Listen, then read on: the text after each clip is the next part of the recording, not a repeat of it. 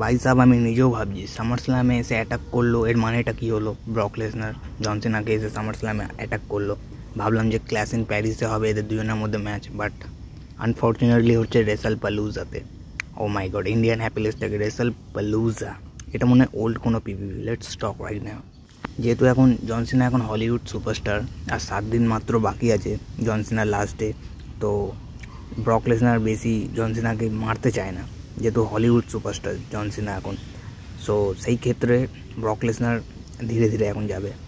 Brock Lesnar summer স্ল্যামে যে রিটার্নটা করেছে এটাই সবথেকে বড় প্রিটি অ্যান্ড গুড অসাম জিনিস, কেন কি এক্সপেক্ট মিস্টার সামার স্ল্যাম হচ্ছে ব্রক লেসনার, তো এর থেকে আর বেশি কিছু বড় কিছু কী আছে গাইস?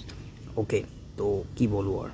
সো রেসাল পালুজা মিস করবে না তোমরা, আমি তো ভাই রেসাল পালুজা দেখবো, তো তোমরা আমাকে জানাবে রেসাল পালুজা কেমন হয়েছে না হয়েছে। যেহেতু একটা ওল্ড পিপিভি এটা, তো তোমাদের ভিডিওটা ভালো লাগলে like, comment, subscribe. Bye bye guys.